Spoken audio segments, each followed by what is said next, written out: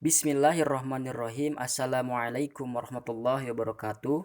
Salam sejahtera bagi kita semua. Mudah-mudahan kita semua selalu ada dalam lindungan Allah Subhanahu wa taala dan segala aktivitas kita bernilai di sisinya. Amin ya Allah ya rabbal alamin.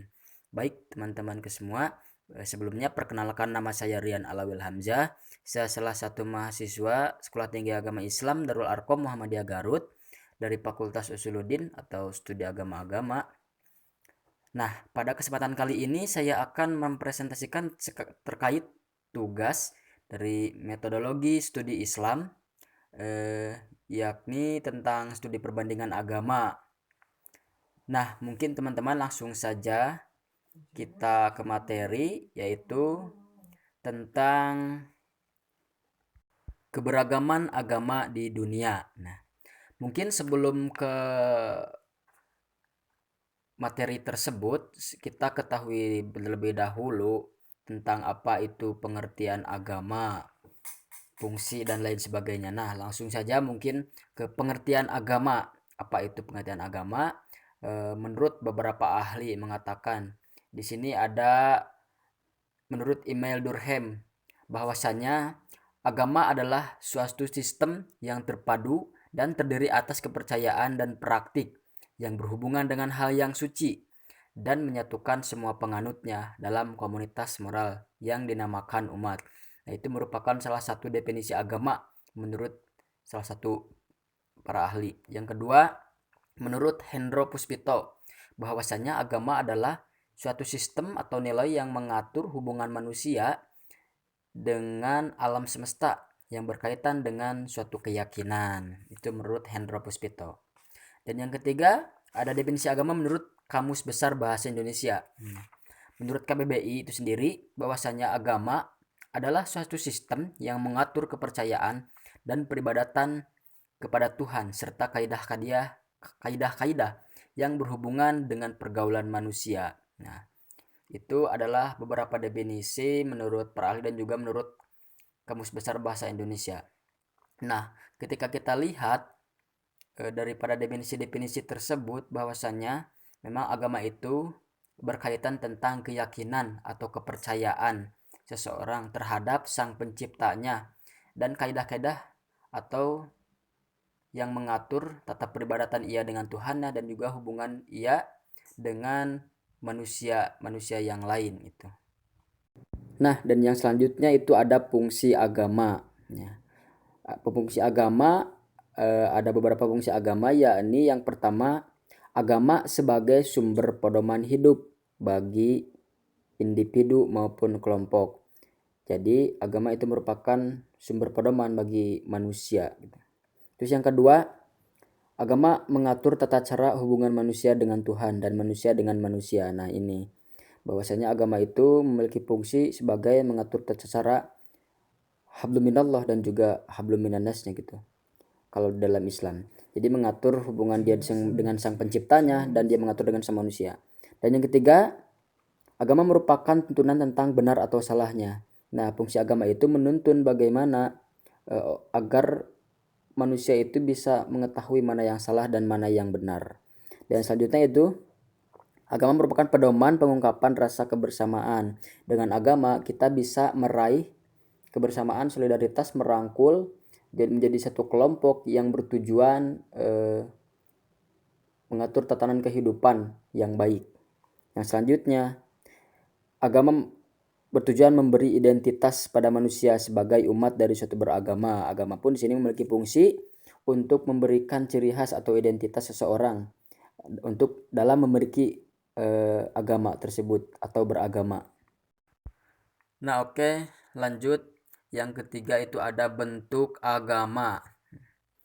Ada 3 hal yang menentukan suatu aliran kepercayaan disebut agama dalam pengetahuan perbandingan agama, yaitu yang pertama adanya ajaran atau kepercayaan yang disebut dengan akidah gitu. Dan yang kedua, adanya ajaran-ajaran pemujaan atau penyembahan ibadah.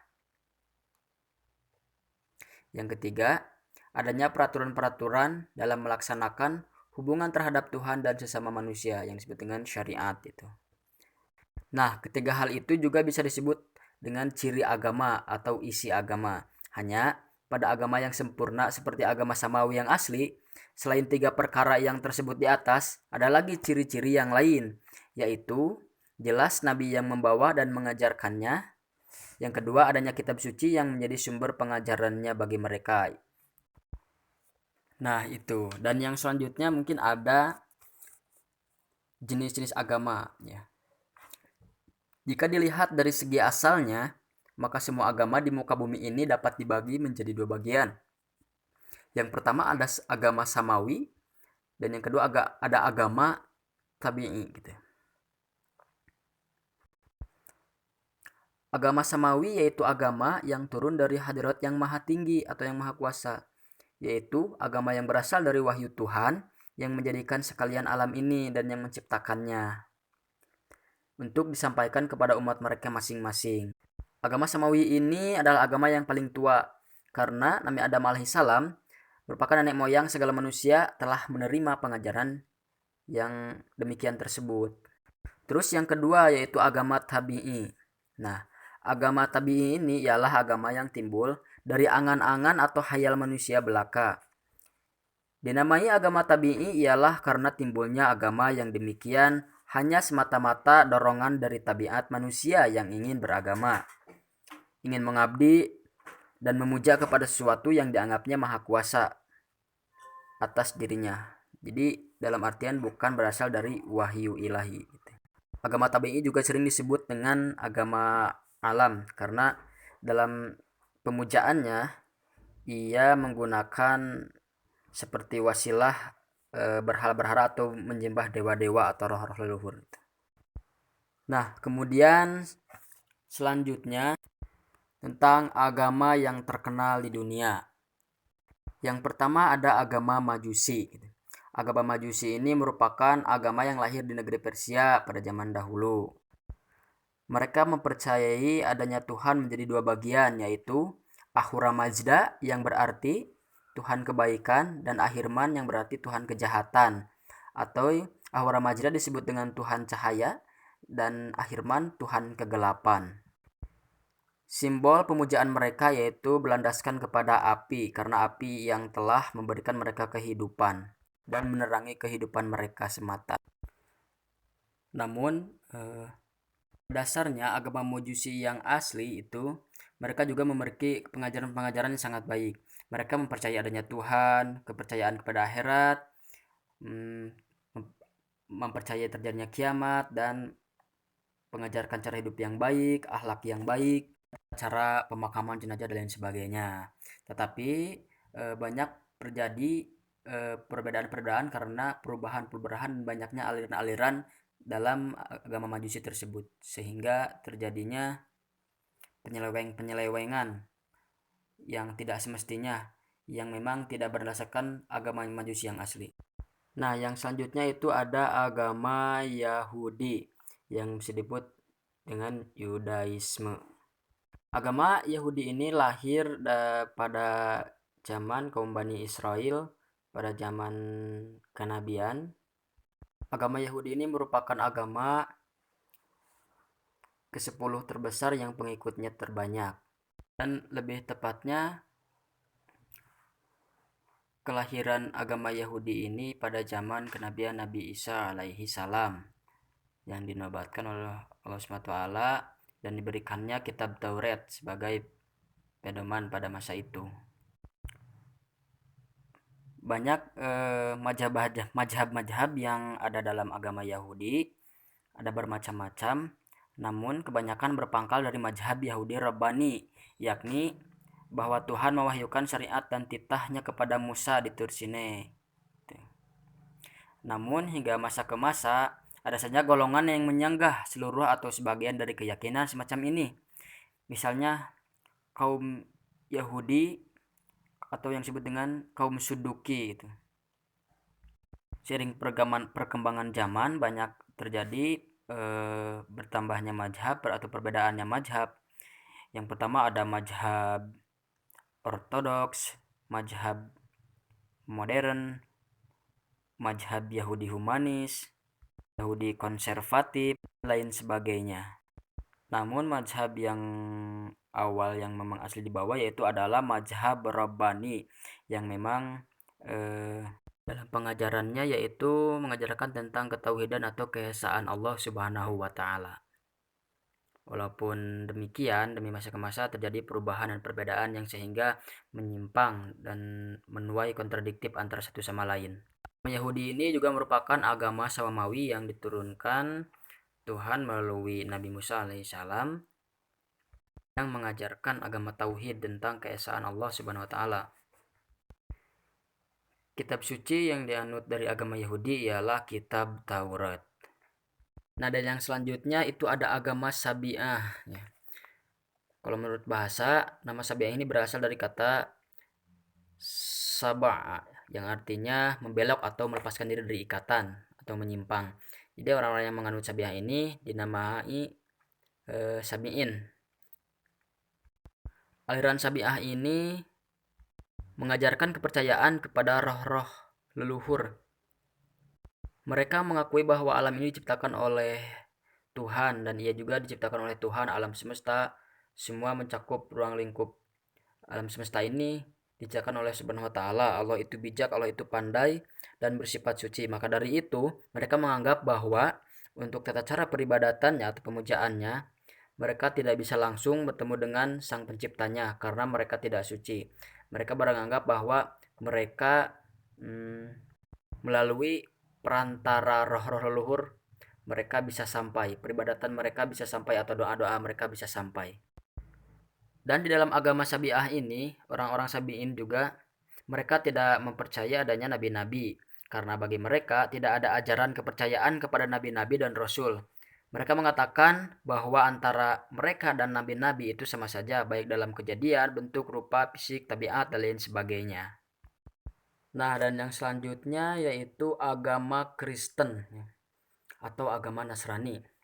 Agama Nasrani ini kalau kita lihat muncul pada masa sekarang ini terbesar luas di negara-negara barat dan lain-lainnya. Agama Nasrani ini berasal dari pengajaran Nabi Isa alaihissalam yang telah dirubah sedemikian rupa jauhnya dari pokoknya yang asli oleh penganut-penganutnya sendiri. Nabi Isa alaihissalam lahir dalam kalangan bangsa Yahudi. Nabi Isa diutus Tuhan ke tengah-tengah bangsa Israel guna menuntun mereka kembali ke jalan yang benar. Karena pada masa itu bangsa Yahudi yang menganut kitab Taurat telah amat rusak akhlak dan imannya, berbelok dari pengajaran Taurat yang ditinggalkan Nabi Musa untuk mereka. Itu Nabi Isa diutus untuk memperbaiki agama Yahudi atau bangsa Israel. Nah, dalam ajaran Nasrani atau Kristen, sebenarnya pengajaran yang asli dari Nabi Isa alaihissalam ialah tauhid yang suci, yaitu menuhankan Allah yang Maha Esa. Sama, yaitu masih seperti mengajarkan tentang ketauhidan. Tetapi orang Nasrani di belakang Nabi Isa telah menjadikan agama tauhid yang suci menjadi agama yang musyrik. Mirip dengan agama berhala menjadi trinitas, jadi bertuhan tiga, yaitu menuhankan Nabi Isa dan Ruhul Kudus di samping Allah Subhanahu wa taala. Mereka ambil dari kemusyrikan Yunani dan Romawi kuno. Kitab suci yang dianut mereka ialah kitab Injil. Walaupun kitab Injil yang sekarang ini menuai perbedaan dan juga perubahan yang disebarluaskan oleh mereka. Walaupun Injil yang asli itu adalah Injil Barnabas. Dan sekarang banyak Injil-Injil yang memang kitab Injil yang tidak asli atau dikarang oleh manusia itu sendiri, tidak asli diturunkan Tuhan kepada Nabi Isa alaihissalam. Seperti Injil Matius, Injil Markus, Injil Lukas, dan Injil Yahya itu merupakan karangan-karangan dari manusia dari bangsa Nasrani itu sendiri. Nah, dan yang selanjutnya ada agama Hindu ya. Agama Hindu ini muncul daripada percampuran antara bangsa Arya dan bangsa yang mereka dapati di India. Jadi timbullah suatu bentuk bangsa yang baru yang dikenal dengan sebutan Hindu. Di dalam ajaran Hindu, mereka juga mempercayai adanya kepercayaan kepada Tuhan dalam agama Hindu tersebut. Tuhan dalam agama Hindu disebut Brahma. Yang dimaksud Brahma dalam bahasa Hindu Sangsekerta, yaitu Tuhan yang wujudnya ada dengan sendirinya, Maha Esa dan Maha Kuasa dan bersifat ajali, tidak berawal dan tidak berakhir. Tetapi beberapa abad ke belakang, penganut agama Hindu telah merubah kepercayaan bertuhan satu itu atau monoteisme menjadi Trimurti atau bertuhan tiga. Trimurti itu terdiri dari Brahma, Wisnu, dan Siwa. Adapun kitab-kitab suci yang dianut oleh agama Hindu, di antaranya adalah kitab Veda, Brahmana, Upanishad, Purna, dan Tantra. Dan tata cara peribadatan atau pemujaannya, mereka lebih mempercayai kepada alam yang ada di sekitarnya atau yang disebut dengan dewa-dewa seperti Surya atau dewa matahari, dewa api, dewa angin, dewa bulan, dewa alam, dewa badai, dan lain sebagainya. Oke, lanjut. Yang selanjutnya itu ada agama Buddha. Agama Buddha atau kata Buddha sebenarnya bukanlah nama bagi seorang, tetapi sebutan yang diberikan kepada orang yang telah mencapai ilmu pengetahuan yang tinggi dan sempurna, yang telah mendapatkan jalan untuk melepaskan diri dari kekangan. Adapun Buddha yang kita kenal dalam sejarah sebagai pendiri agama Buddha ialah seorang anak raja dari Kapilawastu, India yang bernama Siddhartha, yang sekaligus keturunan dari agama Hindu yang melatar belakangi terjadinya atau munculnya agama Buddha. Jadi agama Buddha ini adalah agama yang muncul untuk merevisi atau merekonstruksi agama Hindu yang memang sudah menyeleweng atau berjadi beberapa perbedaan dan juga ada hal yang memang kurang. Tetapi di sisi peribadatannya tetap bahwasanya agama Buddha juga dalam segi pemujaannya ia percaya kepada dewa-dewa dan juga peribadatannya melalui berhala dan patung-patung. Sistem kepercayaan agama Buddha ini juga ia mempercayai dengan adanya Tuhan. Tuhan yang Maha Kuasa itu jadikan pandangan pertama bagi anggapan mereka. Ia juga mempercayai tentang ketuhanan yang dianut agama Hindu, yaitu ketuhanan Brahma, yaitu mengakui adanya satu Tuhan yang Maha Esa dan menunggalkan Tuhan. Jadi kalau dilihat sebetulnya agama Buddha ini mengakui adanya satu Tuhan atau menuhankan satu, atau yang disebut dengan monoteisme. Jadi bukan mempercayai banyak Tuhan. Hanya saja ia tidak menjelaskan tentang dasar-dasar bagaimana cara beriman kepada Tuhan dalam agamanya itu. Selanjutnya yaitu ada kitab suci yang dianut agama Buddha, yaitu bernama Tripitaka, yang artinya 3 keranjang. Kitab itu berisi pidato-pidato dan ajaran Buddha Gautama yang dikumpulkan oleh para muridnya setelah Buddha meninggal dunia. Nah, mungkin itu teman-teman semua yang bisa saya sampaikan terkait agama yang populer atau yang dikenal di dunia. Nah, dan saya akan tarik kesimpulannya. Jadi kesimpulan yang dapat saya ambil bahwasanya semua agama yang telah saya uraikan tersebut, kebanyakan agama-agama itu menyerupai agama Samawi. Jadi agama yang turun dari langit itu dilihat dari sudut sisi lain. Karena mereka juga kebanyakan menuhankan satu. Pada dasarnya mereka mempercayai adanya Tuhan itu Esa, Tuhan itu Tunggal. Dan mereka juga memiliki tujuan untuk beragama tersebut menciptakan atau aturan kehidupannya menuju hal yang lebih baik, menuju hal yang terbaik. Walaupun ada beberapa perbedaan, orang-orang atau umat-umat yang penganutnya merubah sistem tersebut dari mulai ketuhanan yang tadinya tunggal menjadi kontradiktif dengan yang saat ini tidak seperti dasarnya. Walaupun pada dasarnya memang kalau dilihat agama itu mirip sekali dengan agama Samawi atau agama yang turun dari langit, karena mereka menuhankan satu Tuhan atau yang disebut dengan monoteisme. Walaupun ditinjau dari sisi lain juga mereka tidak bisa menyampaikan dalam realisasinya. Jadi tujuan dan anggapannya itu hampir sama, cuman perbedaannya itu dari segi proses tata caranya atau jalan yang ditempuhnya. Itu mungkin. Ya mungkin itu yang dapat saya sampaikan kawan-kawan semua. Mohon maaf mungkin bila ada kesalahan atau kekurangan yang materi yang telah disampaikan. Mohon maaf. Terima kasih atas perhatiannya. Wabillahi taufiq wal hidayah. Nasrun minallah wa fathun qarib. Wa basyiril mu'minin. Wassalamualaikum warahmatullahi wabarakatuh.